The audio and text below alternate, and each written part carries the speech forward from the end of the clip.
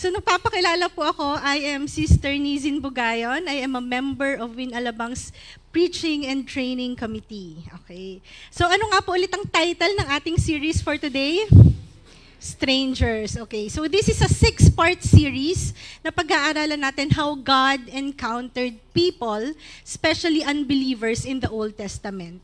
Okay? So nandito pa lang po tayo sa pangatlo. So sa mga hindi po nakapanood ng first 2 topics natin, I encourage you to watch our FB page. Hello rin po sa mga nanonood sa atin online. Good morning and God bless you.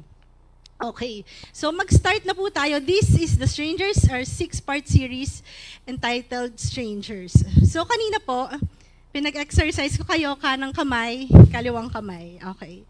So ngayon po, magkakaroon lang po tayo ng 5 question. Wala po akong prize, okay po ba? Wala po akong prize, pero may 6 questions po ako, this or that. Okay? Magpa-participate lang po tayo. Titignan po natin kung ano po yung mas prefer nyo. Etong nasa kanan o yung nasa kaliwa. Okay po ba? So, number 1, sa tingin nyo po, what is the greatest movie of all time? Okay. Is it The Godfather or The Shawshank Redemption? Okay? So, sino pa ang nagsasabing The Godfather? Hindi ko po yan alam, pero ni-research ko yan kasi akala ko alam ng mga boomers. Okay? The Godfather, wala po? Okay. Meron. Okay. Shawshank Redemption, taas kamay! Ay, wala pa rin. O yung iba, sa or. Yung or na lang. Okay. Sige. So, wala naman pong tama o mali kasi it's your preference. Tama po ba? Next, sino po ang greatest basketball player for you? Okay. Oh. Michael Jordan or Kobe Bryant? Oh, siguro naman alam nyo po yan lahat. Sino po nagsasabi kay Michael Jordan? Taas kamay. MJ, wala? Okay. Kobe Bryant, yung iba wala talaga, yung or. Okay, yung or talaga. Grabe, hindi nyo pa rin po kilala, basketball player or. Ay, sa or po, merong pong magtataas. Okay. Next, greatest actress. Is it Meryl Streep or Julie Andrews? Sino po nagsasabing Meryl Streep? Meryl Streep. Julie Andrews, malay mo naman. Meron din. Okay. Greatest performer. Michael Jackson or Elvis Presley? Michael Jackson. Elvis Presley. Nahati tayo dito. Okay. Ito ang pinaka-importante sa lahat. Makaka-relate tayong lahat po dito. Greatest TV show. Okay po ba? Tingin ko alam po nating lahat to. Mula bata hanggang mga able. Sino po ang magsasabi? It's either Cocomelon or Miss Rachel. Okay. Okay. Sino po ang nagsasabing Cocomelon? Okay, si Miss Rachel. Yeah, Miss Rachel. Miss Rachel. Okay, kasi in one way or another, meron po tayong mga bata sa buhay natin. Kamag-anak, inaanak, di ba? Lahat po anak. So, lahat po yan, ang tinanong ko sa inyo, greatest. Okay? In this day and age po, na it's all about ourself, self-love, self-esteem, self-worth, hindi po natin maiiwasan na isama doon about ourself yung mga successes, achievements, possession. Bakit po? Kasi minsan, akala po natin doon natin makukuha yung acceptance, yung love, yung respect, especially appreciation of everyone, if we have those. So ngayong pong umaga, pag-aaralan po natin ang isang hari in the Old Testament na siya po talaga greatest. Kasi naikabit nga po yung pangalang The Great in His name. Pero tayo po ngayon as Christians, how is it to be great? Paano po ba tayo magiging great sa mata ng Diyos through the Bible? Ano po bang sinasabi ng Bible about it? Pag-aaralan po natin sa buhay ng haring ito. Okay? Bakit ko po ito sinabi? Ayan. Alam niyo po yung mga very ngayon, no? Yung mga hashtag, very, very. Ayan. Very, very. Ngayon, kasi po, dahil po nga ini-strive natin to be great, ang gusto natin lagi tayong very influential, very significant. It's all about us. Laging me. I'm very influential, I'm very significant. But today, makikita po natin ano po ba talaga ang sinasabi ng Bible about being great. Anong character ang meron tayo to sustain that greatness? Ready na po ba tayo? Okay.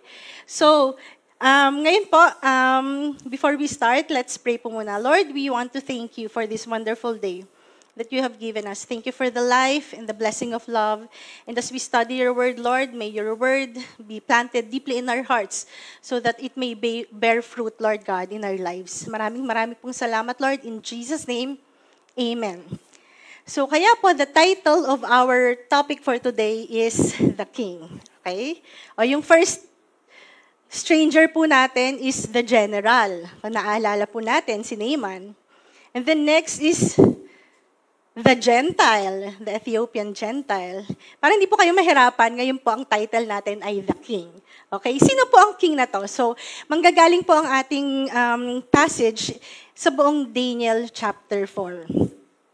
Pero before po natin pag-aralan kung sino po yung haring to, ano po ba lang, bibigyan ko lang po kayo ng short background kung ano pong sinasabi or ano pong theme ng Book of Daniel.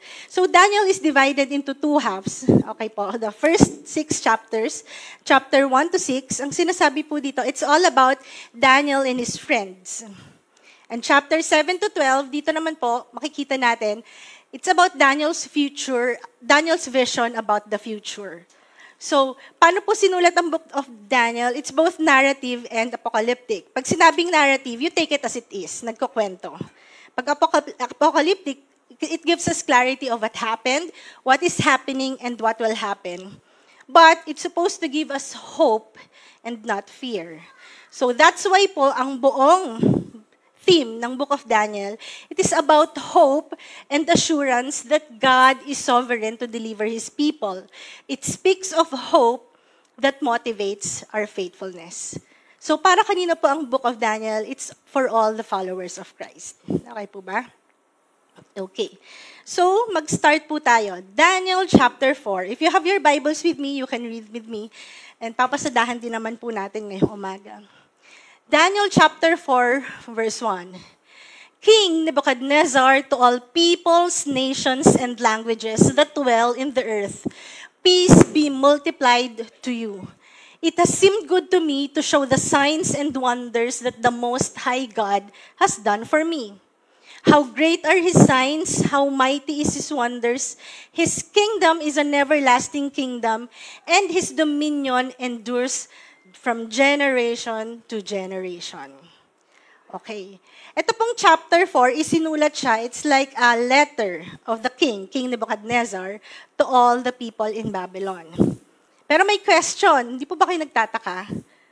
Akala ko ba unbeliever yung pag-uusapan natin? Ba't parang start pa lang ng chapter 4, verse 1 pa lang, parang, ina-acknowledge naman si God, oh. Parang hindi naman siya unbeliever. Pag-uusapan po natin, bakit ba yan nasabi ni King Nebuchadnezzar in chapter 4, verse 1? Kailangan lang po nating balikan ng konti what happened to Daniel chapters 1, 2, and 3. Daniel chapter 1, ito po, naging king si King Nebuchadnezzar, ang ginawa niya, kinaptured niya yung Judah. Okay, kumuha siya ng mga noble young men to train sa kingdom niya in Babylon at dinala doon, yung mga Israelites na yon. Thus, ito po yung si Daniel and his 3 friends na kilala natin in their Babylonian name. Shadrach, Meshach, and Abednego. After po then, Daniel chapter 2. Ang nangyari po dito, nagkaroon ng dream si King Nebuchadnezzar. At ito, ang malupit dito, gusto niyang i-interpret yung dream. Pero hindi lang po yun. Ang sabi niya, kailangan sabihin mo sa akin yung dream ko. And then i-interpret mo. O, di ba? Sino gagawa nun? Hindi mo sasabihin yung dream mo, kailangan kong sabihin, ikaw yung nakapag-dream nun. So, walang nakagawa. But God allowed Daniel to know the dream and interpret it for King Nebuchadnezzar. Then Daniel chapter 3, eto na po. So, gumawa itong si King Nebuchadnezzar ng statue of gold, ilagay sa gitna ng kingdom niya, and he required all people to worship that statue. Kung nasan yung statue niya, nandun si Shadrach, si Meshach, and si Abednego, and they honored God with all their lives, with all their heart. So, hindi sila nag-worship. Ang nangyari, tinapon sila in the fiery furnace, at nakita nito ni King Nebuchadnezzar na hindi sila nagalaw. At may nakita pang isang tao na kasama nila, the angel of the Lord. So, at the end of Daniel chapter 3, sinabi dito ni King Nebuchadnezzar, okay, the God of Shadrach, Meshach, and Abednego is God. Okay? Is God. So, walang anything, walang anyone na magsasabing hindi God, yung God ni Shadrach, Meshach, and Abednego. Okay. So, ituloy po natin. So, makikita natin in dalawang beses po dito, muntikan ng na-encounter or nakilala ni King Nebuchadnezzar ang Panginoon, si Yahweh.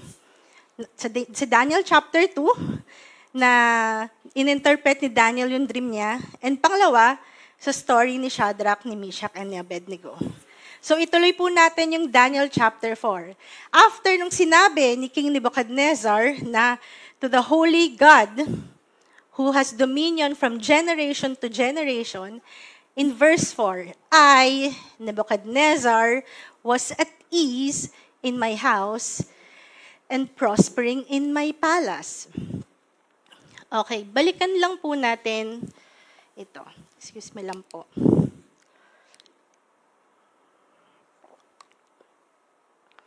Balikan po natin, bakit po ba sinabi ni King Nebuchadnezzar na he is at ease in my palace and he is at ease in his house and prospering in my palace. Ang ibig pong sabihin ng at ease dyan is to be safe, secured. Yung prospering naman po dyan, flourishing in favorable circumstance. Ibig sabihin, lahat is going all with him. Lahat nag-agree sa kanya in favorable circumstance. So, a short background lang po ng history. Ang Israel po ay na-divide into two kingdoms, the North and the South Kingdom. So, Israel po yung nasa North and Judah on the South. Ngayon po, nagkakaroon ng long outstanding battle itong andito po ang Israel at Judah. So lahat po yan ng Assyria at ang Babylonia, nagkakaroon na po sila ng long outstanding battle. And ang Assyria po ang superpower at that time. Ang Assyria, na-capture ang North Kingdom. But sinabi po ng mga prophets na matatapos ang kingdom ng Assyria. It will be overthrown by Babylonia. Ang Babylonia po, during that time na na-overthrow nila ang Assyria, ang naging king po doon is si Nabopolassar. Siya po ang naging unang king ng Babylonian Empire. Siyempre po, pag namatay ang hari, sino ang susunod? Yung anak. Ang anak po ng unang king ng Babylonian Empire ay si King Nebuchadnezzar II. Okay? Before po siya maging king, may sariling battle yung tatay niya dito sa Assyria. Siya po, may sarili naman siyang battle in other parts of the Mesopotamia. So ito pong si King Nebuchadnezzar, hindi pa siya hari. He's very good in battle. Okay? So ngayon po, nung naging siya na yung king, ang ginawa niya naman po, kinuha niya naman ang Southern Kingdom, which is Judah. Thus, Daniel and his three friends and all of the other noblemen in Judah was taken into Babylonia and the city of ang city po noon, Babylon. Okay? So ayan po, ganyan po ka-strong si Nebuchadnezzar. Kaya sinasabi niya, I'm at ease in my palace. I am safe. I am very strong in battle.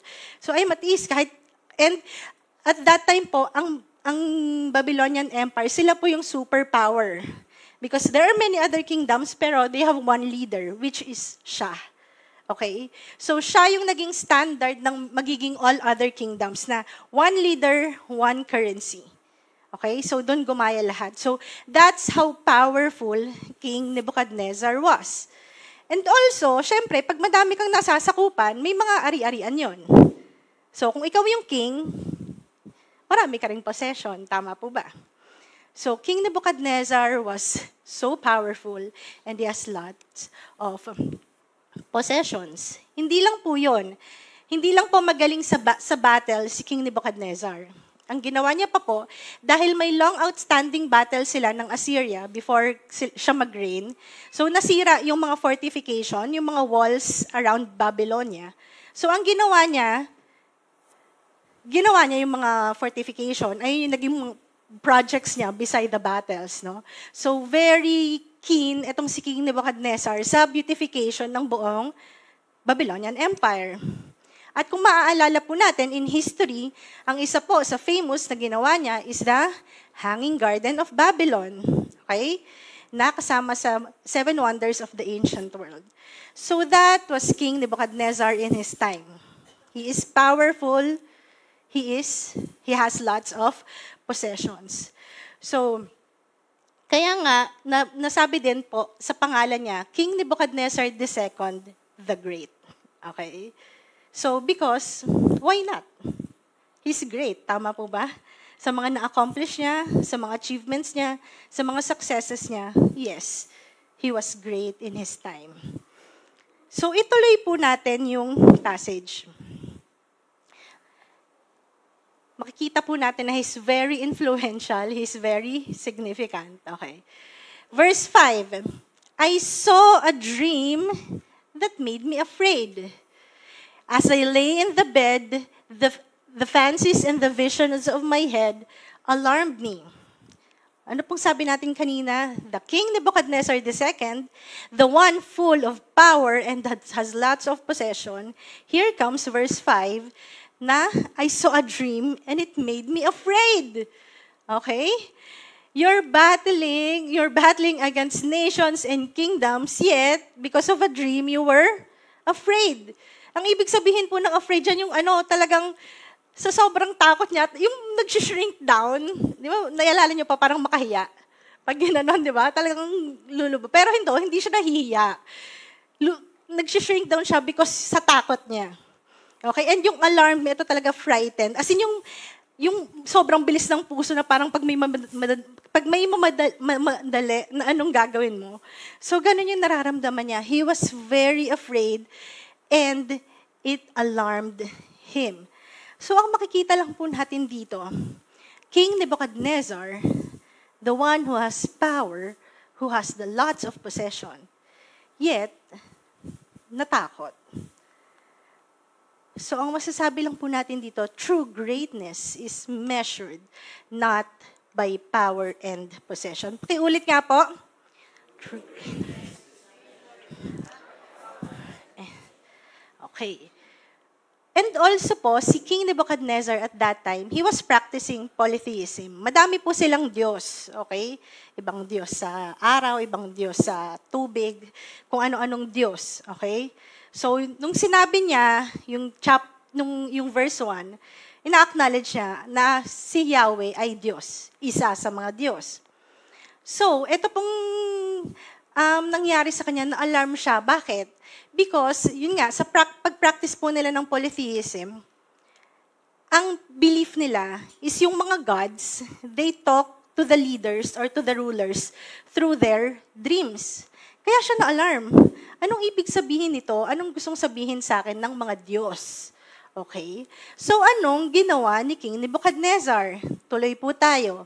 In verse 6, ang ginawa niya, so I made a decree that all the wise men of Babylon should be brought before me. So, sino-sino daw yung mga yon? The magicians, the enchanters, the Chaldeans, and the astronomers came in. Ito na, pinatawag niya na lahat ng wise men, pumunta kayo dito, lahat ng kayang basahin, pumunta kayo. Sinabi niya yung dream, but it says there, but they could not make known to me its interpretation. Verse 8, ito na. At last, Daniel came in before me, he who was named Belteshazzar after the name of my God, and in whom the spirit of the holy gods, and I told him the dream. So sinabi niya, okay, eto na, Daniel, sasabihin ko na sa yung dream. Kasi sinabi ko na sa lahat magicians, enchanters, astrologers, Chaldeans, lahat ng mga jurs, at saka lahat ng mga kung anong kayang basahin, hindi nila kayang basahin. But I think ikaw kaya mo. Bakit nagkaroon siya ng ganong confidence? Because of what happened in chapter 2, na-interpret ni Daniel yung dream, nalaman ni Daniel yung dream ng king at na-interpret ito sa kanya. Because of that, na-promote si Daniel. Okay? So makikita po natin na because of King Nebuchadnezzar's belief na, okay, madaming, yung dream ko, may sinasabi dito ang mga Diyos. So sige, ipapatawag ko kung sino-sino. Kailangan tong ma-interpret sa akin para malaman ko kung ano yung dream ko. The King Nebuchadnezzar, who started chapter 4, verse 1, with adoring Yahweh. Yet, ito yung ginawa niya. Hindi si Yahweh yung una niyang kinonsult. Okay? In verse 1, yes, he acknowledged Yahweh. Yet, parang hindi niya to na-encounter. Sabi ko nga po sa inyo kanina, there are 2 instances na nakilala ni King Nebuchadnezzar si Yahweh. Chapter 2, na-interpret yung dream, and the story of Shadrach, Meshach, and Abednego. So it is very possible that you may acknowledge who God is, but not encounter Him. This is very true even in our day ngayon. And even sa mga Christians, sadly to say, you may acknowledge who God is. You may acknowledge that God is good. You may acknowledge that God is faithful. You may acknowledge that God is the provider. Kasi nakikita mo sa ibang tao Si King Nebuchadnezzar, nakita kasi yun Nakita niya na yung God ni Shadrach and Meshach and Abednego, sinave sila sa fire. So, good yung God nila. So, you may acknowledge who God is but not encounter Him. Because hindi naging personal si King Nebuchadnezzar sa Lord. Okay. So, paano ba natin ito makikita ngayon? Yung pag-acknowledge pero parang hindi mo siya na-feel, hindi mo na-feel yung character. Okay. Yung mga lalaki po dito, pag kunyari nasa mall, may nakita kayong magandang sapatos. Okay. Uy, ang ganda ng sapatos, Tama? Ganda ng sapatos. Pero, paano mo malalaman na maganda nga siya sa paa at mas comfortable isuot? Anong gagawin nyo? Bibilhin agad. Hindi mo na isusukat. O, sige, bilhin nyo na yan. Okay? Para makita nyo, ma-feel nyo, ma-acknowledge yung tatama. O, sige. Okay. Diba? Bilhin agad, para makitang maganda. But kidding aside, it is very possible, even Christians, to acknowledge God, to acknowledge who God is, but not encounter Him.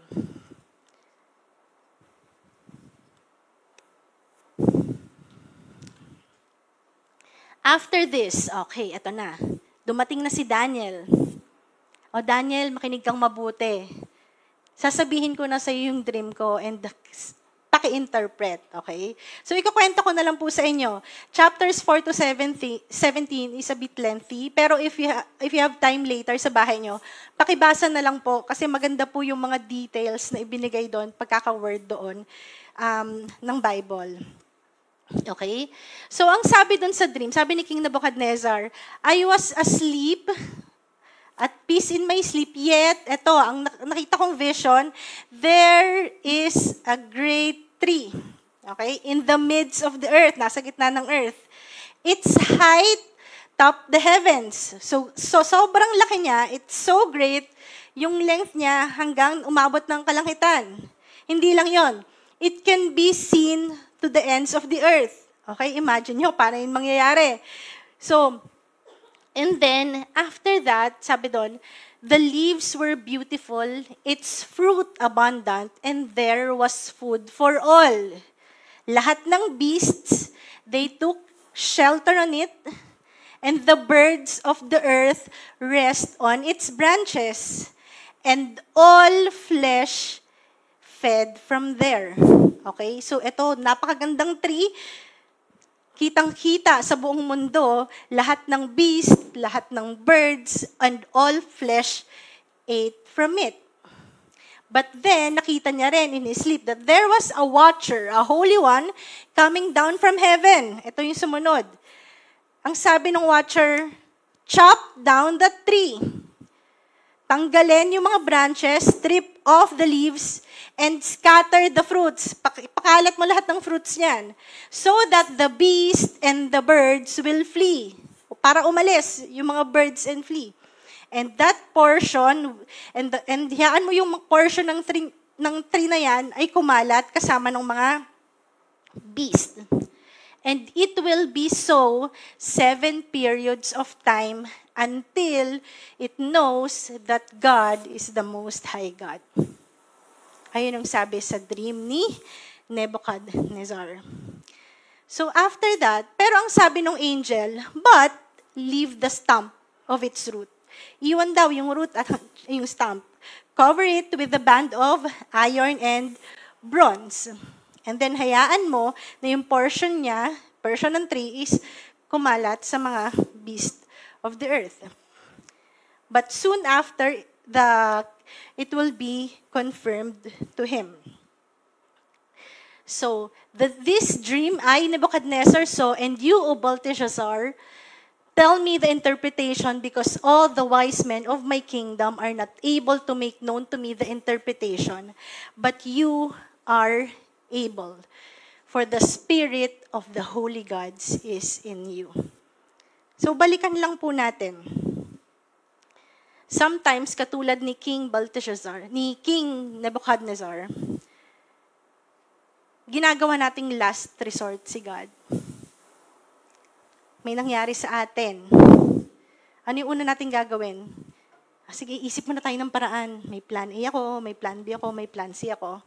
Pag hindi ko na kaya, sige na ka, Lord, take over. Ganon yung ginawa ni King Nebuchadnezzar. Nagkaroon ako ng dream, sige, patawag muna natin lahat ng kaya mag-interpret. Pag hindi niya, sige, si Daniel, kaya nung God niya yan. Okay? So parang tayo rin minsan, no? May masamang nangyari sa atin, meron tayong problema, nagigipit tayo, sige, ito muna. We will make our own effort to succeed. We will make our own effort to achieve something. Tas sa dulo na si Lord. Tsaka na natin kailangan si Lord pag huli na. Then after nun, pagkasabi po ni King Nebuchadnezzar, yung dream niya, so ito naman, si Daniel. Then Daniel, whose name was Belteshazzar, was dismayed for a while, and his thoughts alarmed him. Siya rin natakot sa dream. Even si Daniel, no? So, ang sabi niya lang sa king, di ba? Bakit ba siya hindi magiging alarmed? Nung in-interpret niya yung unang dream, parang very favorable kay King Nebuchadnezzar. Kung babasahin niyo po sa inyong mga bahay mamaya. Parang favorable kung sino yung ini-interpret na, kung sino si King Nebuchadnezzar dun sa dream. Very favorable. Pero, paano nga naman pag hindi? Hindi ka ba matatakot? Hari yun. Baka mamaya ikaw rin ipatapon sa apoy. Tama ba? So, syempre, na-alarm din siya. Pero ang sabi niya, King, ang sabi niya lang, sana hindi ikaw yung nagkaroon ng dream na to at sana yung interpretation ay para doon na lang sa mga enemies mo. But, hindi ayon. So, ito yung mangyayari. Ang ibig sabihin ng dream mo is, yun nga, the tree you saw which grew in power and became strong, na yung top nag-reach sa heavens and kita sa buong mundo na lahat ng tao, ng beast, and ng birds ate from it. It is you, in verse 22, O King, who have grown and become strong. Your greatness has grown and reaches to the heaven, and your dominion to the ends of the earth. Yes, Daniel acknowledged that it is he. Ikaw talaga yun, King Nebuchadnezzar. Ito yung interpretation ng God sa akin, that it is you who became so great. But, ang mangyayari po, dahil dito, nagkaroon ka ng dream, ang sabi dito, till you know that the Most High rules the kingdom of men and gives it to whom He will. So, ang mangyayari, drive out lahat hanggat malaman mo na ang God ay siya ang the Most High rules and binibigay niya itong mga to to whom He will. And ang sabi din ni Daniel, and then, yung nakita mo pong watcher na nag-chop down ng roots, sabi, mawawala yung kingdom. Okay? And then you will be driven off from being a man to become one of the beast. Okay? And katulad ng sinabi ng watcher na it will be done so until 7 periods of time until you know that the Most High God rules. Okay, but it will be confirmed to you once you acknowledge that. So, ang sabi ni Daniel before siya matapos, in verse 27, therefore, O king, let my counsel be acceptable to you. Break off your sins by practicing righteousness and your iniquities by showing mercy to the oppressed, that there may perhaps be a lengthening of your prosperity. Okay. So let's do a recap. The king Nebuchadnezzar, who grew in power, who grew in greatness, who is powerful, and has lots of possession, natakot because of the dream. So humanap siya ng mag-i-interpret, which is later on si Daniel ang nakapag-interpret, at sinabi yung interpretation. Kung kayo yung nagkaroon ng ganong dream at na-interpret sa inyo, anong gagawin nyo? Di ba gagawa kayo ng action para hindi yun mangyari? Tama? So, tingnan natin kung anong ginawa dito ni King Nebuchadnezzar. Okay. So, makikita po natin that true greatness is measured not by power and possession. Kahit anong mang power ang meron ka, anong possession ang meron ka, yet the Lord says something. Baliw yung greatness mo eh. Because it is not because of you. Okay? Tingnan natin susunod. Ano po yung nangyari? And all this came upon King Nebuchadnezzar. At the end of 12 months, he was walking on the roof of the royal palace of Babylon. Okay, syempre, hari siya eh. Nandun siya sa palasyo niya. Kita niya yung buong nasasakupan niya. Nang sabi niya, is not this great Babylon, which I have built by my mighty power as a royal residence and for the glory of my majesty? Pero may nakakalimutan po dito si King Nebuchadnezzar. Okay? Ano po yung nakakalimutan niya? Balik tayo saglit in Daniel chapter 2. Ito na po yung ininterpret ni Daniel, yung first dream ni King Nebuchadnezzar. Ang sabi dyan, tulungan niyo po ako, kayo po yung magbasa ng naka-underline. You, O the King of Kings, the kingdom, the power, and the might, and the glory, and into whose hand He has given, wherever they dwell, the children of man, the beasts of the field, and the birds of the heavens, making you rule over them all. You are the head of gold. You can see how his first dream and his second dream was connected. But dito sinasabi na, to whom God has given. It is not because of you. You grew great, the tree became great and strong, but it's not because of you. It's because God has given. Pero hindi yun naintindihan ni King Nebuchadnezzar. Ang sabi niya nga dun sa binasa natin kanina, di ba? It is for the glory of my majesty. Nagawa ko to because of my might. Right? For the glory of my majesty. Makikita po natin sa panahon ngayon, power and possession. Possession po, ito po yung na-acquire natin. Tama ba? by our own strength, by the success, again, na-acquire natin to, that's our possession.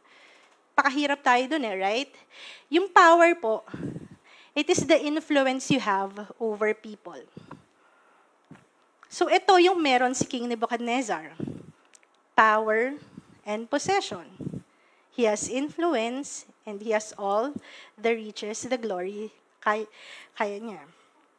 So, ang nangyari kay King Nebuchadnezzar, hindi niya na ito na-distinguish. Hindi niya na ito naalala. Ang alam niya lang, nagawa niya yung mga bagay na yon because of his might, because of his power, and he has lots of possessions. Hindi niya na ito naalala na God has given. Okay. Let's take po a little example. Paano po tayo ngayon as people na we're taking pride in our power and possessions? Okay. Sa mga church leaders po na nandito, sa mga church leaders po na nandito, we can take pride and possessions by taking all glory and all recognition to the success of our ministry. Or sa dami ng mga disciples nyo, I have 10 disciples. Ikaw, ilan ka lang? 3. I have 10. Okay? You take pride in the successes of your ministry. But in the first place, God was the one who gave them to you. Right? Sa mga employees, we worked hard, sobrang hard, to earn that position. To earn the possession. Yet, hindi ba natin nalalaman na God allowed you to have that power, to have that position in your offices? Sa mga students, minsan we take pride to the school we are in. Now we belittle those sa mga hindi kilalang schools. Yeah? It's simple. Ito po yung mga samples of taking pride. And even for the parents, di ba? Nagmamalaki, di ba? 20 yung award, 20 yung nakasabit na medal, o yung anak ko, nakapost sa Facebook, naka-story, nakapost. Di ba? Hindi ko po sinasabing mali maging masaya sa mga bagay na yon. Tama po ba? Hindi ko po sinasabing mali maging masaya. It's really a joyful experience pag nakuha natin yung mga yon. But at the end of the day, it's a matter of your heart. Pride is a status of the heart. Okay. So tayo pong mga Christians, minsan, sister, ang galing mo naman. Glory to God. Glory to God. Pero minsan po, iba ang sinasabi ng bibig sa sinasabi ng puso. Madalas. Glory to God, ang sabi ng bibig. Ang sabi ng puso, glory to me. We take pride in our power. We take pride in our possession. Yet God was the one who has given that to you. Let's not forget that. Pride is a status of the heart. Nakakalimutan natin na God is the cause of the applause. Pag nabibigyan kasi tayo ng recognition, ang sarap, pumapalakpak yung tenga. Ang sarap ang sarap sa heart. Lalo na pag pinaghirapan mo, di ba? But we are forgetting sometimes that it is God who caused the applause. Tama? Tuloy po natin. In verse 31, while the words were still in the king's mouth, yung sinabi niya na, isn't this because of my mighty power? And for the glory of my majesty, ano pong nangyari? There a voice fell from heaven, O King Nebuchadnezzar, to you it is spoken, the kingdom has departed from you, and you shall be driven from among men, and your dwelling shall be with the beasts of the field, and you shall be made to eat grass like an ox, and 7 periods of time shall pass over you. Pakibasa nga po yung naka-underline.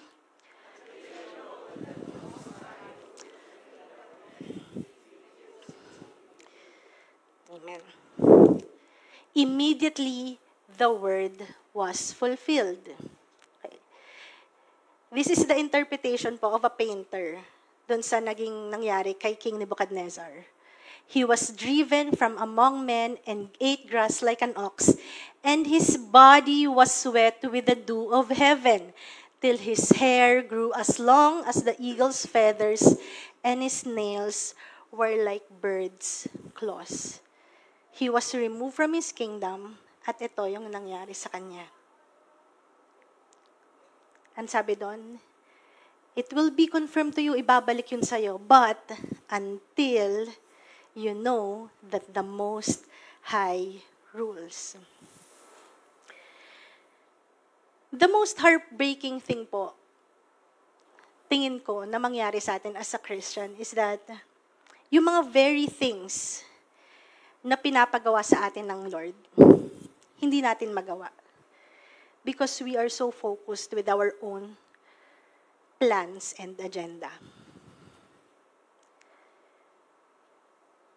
Minsan very clear kung ano yung pinapagawa ng Lord, but hindi mo yun magawa. At the end of your age, hindi mo nagawa yung pinapagawa ng Lord. Why? Because you were so focused in your own plans and agendas. Si Nebuchadnezzar nga, winar na ni God through Daniel And sometimes, ganun din po tayo. We ask God, lagi tayo nagpipray, Lord, ano yung mga dapat kong gawin? Pero ito na clear na sa Bible yung dapat mong gawin, hindi mo pinapansin. Bakit? Kasi hindi yun according dun sa gusto mo. Pag hindi yung ina-expect mo, ang ibibigay sa'yo ni Lord, hindi ko papansinin. Doon lang tayo sa gusto natin, sa plans lang natin, sa agenda natin. And sometimes, pag may sinasabi si God, hindi natin yung gagawin. Why? Because parang hindi naman ako magbe-benefit doon, Lord. Parang hindi naman siya okay. Parang hindi naman siya makakredit to me as success. Last January po, our church, God bless this church, na magpadala po ng leaders sa IDC, International Discipleship Conference, sa Ortigas. Okay? May mga members po, mga win group leaders, mga leaders of this church, na pinadala ng ating simbahan doon, na umattend ng conference. Tama ba? 3-day po ba yon? 3-day conference. Okay. May isa pong speaker doon. Hindi ko lang po maalala kung sino siya. Ayoko siyang ma-misquote kasi madami po silang speaker. Pero sinabi siya, very clear to me at nag-stick siya sa akin. Ang sinabi niya, Christians, kaya leaders, stop building your legacy. Nagulat ako. Sabi ko, why? Di ba yun nga yung gustong-gusto natin? Nagpapakahirap tayo dito sa earth to build our legacy. Sabi niya, stop building your legacy because it is not about you. You will not leave something in this world na part mo. You will leave Jesus. It's not about you. If you are busy trying to build your legacy in everything that you do, then ang iniiwanan mo sa mga taong na-encounter mo, ikaw. But in every people, in every person that you meet, in every chance that you will meet an unbeliever, a believer, or whoever, you should be leaving Jesus to them and not you. So ayun yung sinabi niya, stop building your legacy because it is not about you. It is about the legacy of Jesus. Stop taking in successes. Stop taking in achievements just because you think it will make you great. It will not make you great. You should leave Jesus. It's not about you. It's all about Him. Amen? But let us strike the balance. Kasi baka may magsabi dito, ay sige, para hindi ako maging proud, hindi na lang ako magiging excellent. Kasi baka mami, pag magaling ako, tas mapuri ako, ay, baka maging baka magkaroon ako ng pride in my heart, hindi na lang ako magiging excellent. It's not like it, mga kapatid. Colossians 3:17, whatever you do, whether in work, or in word or in deed, whether sa pagsasalita mo o ginagawa mo, do it all for the glory of God. Are you going to offer something that is not excellent?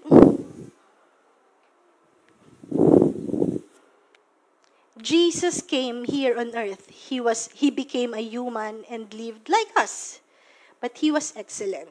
If we say that we are a Christian, we will live like Christ. We have his name. We are Christians. Kung excellent ang Lord mo, excellent ka rin. Tama? Amen? Being excellent is not equal sa hindi ka magiging humble. Tama ba? So, tayo po, ano ang kailangan nating gawin to become great as a Christians? To become great as a Christian? It is not accumulating all the power, all the possession that we can. Because true greatness is measured by humility and submission to God. Pakiulit nga po.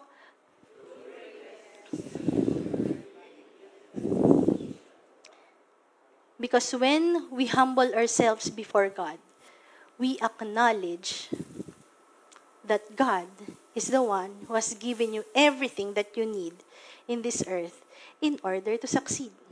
It is not about you. It is about God. True greatness is measured by humility and submission to God. Nandito na po tayo sa last part ng Daniel. And starting in verse 34, ito po, bumalik na yung reason ni King Nebuchadnezzar. Okay? Bumalik na po sa kanya yung possession niya, yung power niya, lahat. And ang sabi po dito, sa last part ng verse 36, and still more greatness was added to me.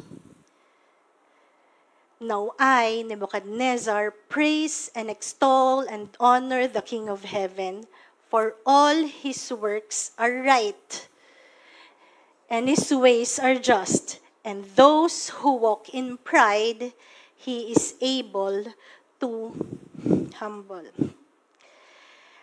At the end of his days, King Nebuchadnezzar finally encountered who God is. Hindi niya nalang in-acknowledge si God. Hindi na lang niya in-acknowledge kung sino si God. The God is good, God is faithful. Hindi ganon. Na-experience niya talaga. He encountered God. It is a difficult encounter. Tama po ba? Imagine nyo, tinanggal sa kanya lahat eh.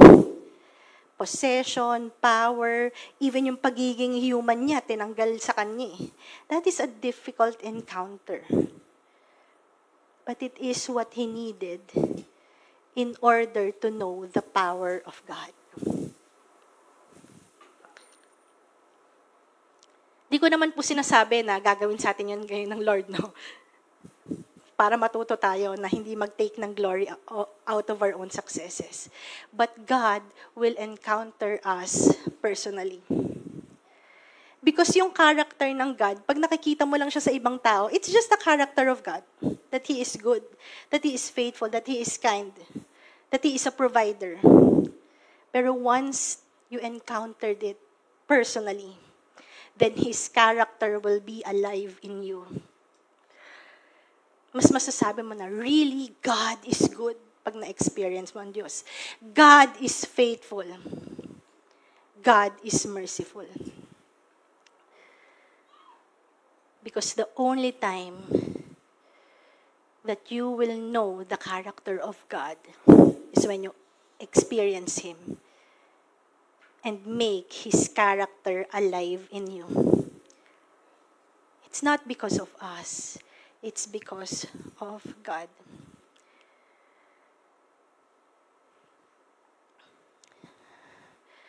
True greatness is not measured by power and possession, but by humility and submission to God. So tayo po ngayon, paano ba natin mamimake sure? Okay nga, sister, maganda yan na hindi ko i-take yung sarili ko sa lahat ng successes. It's not to me, it's to God. But paano ko ba yung gagawin?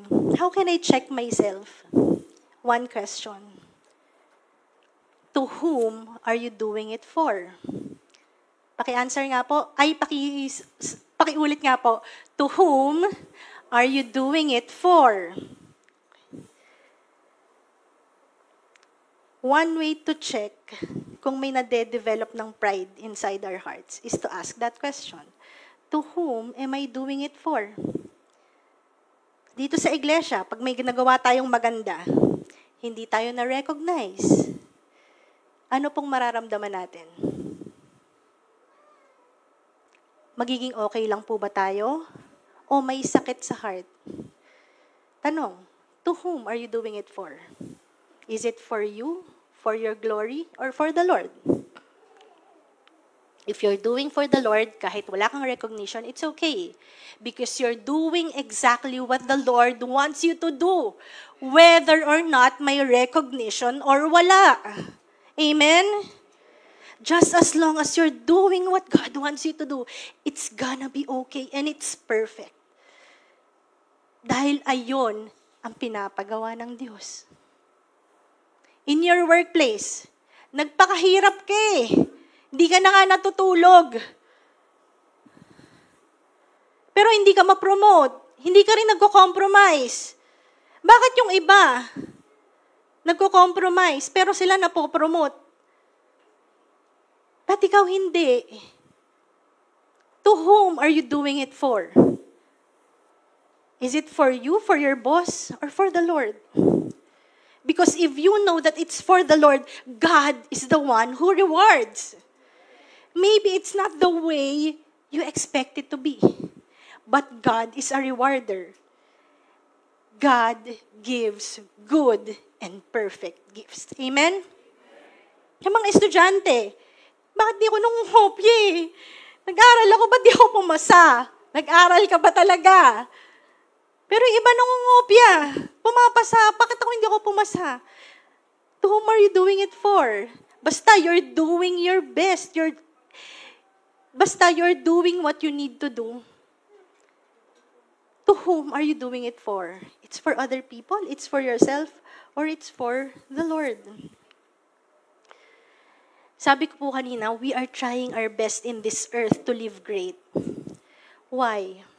Because we want to live something na maaalala ko. Pag namatay ako, gusto ko may maaalala sila sa akin. But we should live Jesus. You should live a life who lived Jesus. That in everything you do, it is for Him and not for you. You want to be great? True greatness is not measured by power and possession, but by humility and submission to God. Yung mga kanina ko pang picture na pinakita kanina, yes, they are very influential. They are very significant in one way or another sa mga buhay natin. And they excel, right? In their own special way, in their own crafts. But for us Christians, what is the measure of greatness? This is the measure of greatness. He is very influential. He is very significant. He is excellent. Amen? Yet He is humble and He submits to the will of God. Let's go back to Matthew 20, 26 to 28. Yung disciples po ni Jesus, si James and John, yung nanay niya, nag-request sa Panginoon natin kay Jesus na, pwede ba yung mga anak ko will sit on your left and on your right?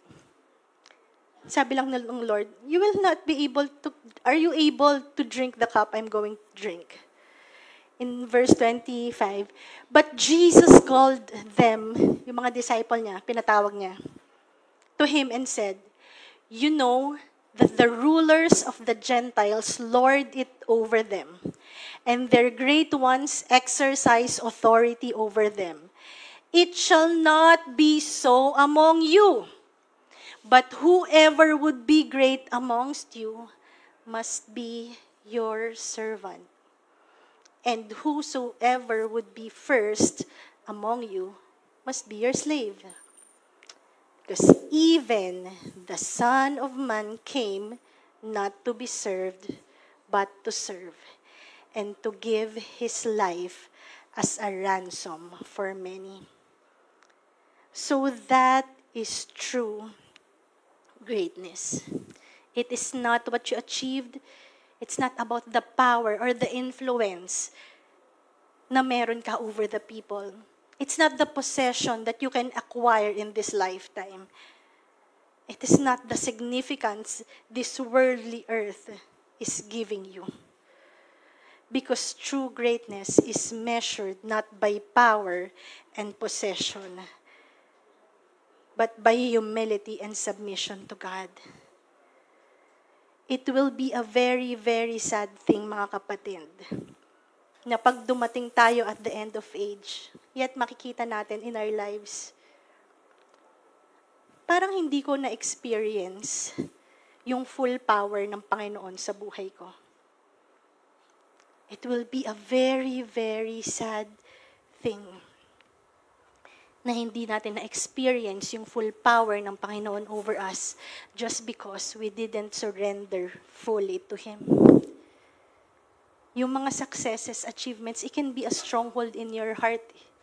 If you do not surrender it to the Lord, then you cannot experience the fullness of God's power in your life. So that's why this is the call for all of us right now. If we have a stronghold in our heart that it is about me, it is about the successes that I have, it is the great, I want to build whatever I can to be great. It is not about us. Because everything is about God.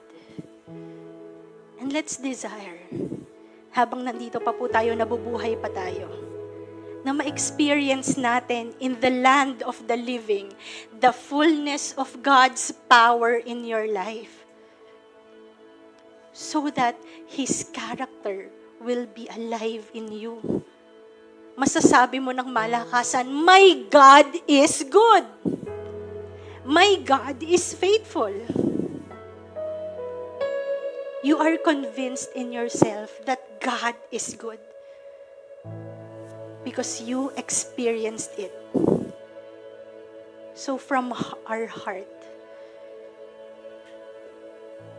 the pride is the matter of the heart. Hindi kayang makita yon ng mga kapatiran mo because it is in your heart. But God sees our heart. Let everything that comes out of our mouth be from the heart. So may I invite our praise and worship team, and I invite all of you po to just please stand up and let's just sing for a while na about, it's not about you, it's not about us, but it's really about God's power in our lives. Let's strive to live in humility and submission to God.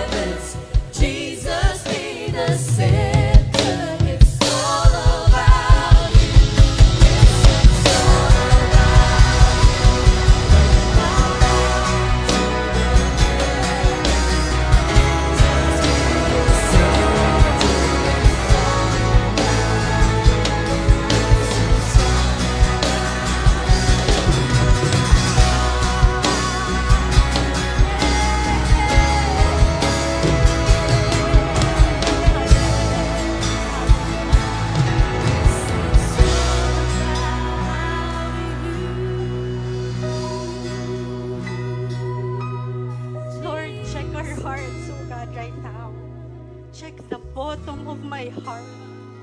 Check the bottom of our hearts. There are strongholds, O Lord, of power, of successes, of achievements in here, Lord. Patawarin niyo po kami, Panginoon, if we are taking the glory that should be yours, O God. If we delight in recognition and appreciation, O Lord. God, check our hearts. And let your character, Lord God, be alive in us. Hayaan mo po na mabuhay kami sa mundong ito, just giving the glory to you because you alone deserve it, Lord God. Not to us. May we always recognize your power, Lord God, in our lives. That there's nothing we can do, Lord God, to equate that. It's really just for you. The glory, the honor, and the praise, it's for you. Lord, hayaan mo pong mabuhay kami in humility and submission, knowing everything that we are having right now, it's because of you.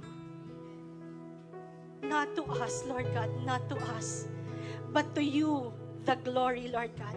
To you all glory and honor and majesty and praise, Lord God, forever and ever, Lord.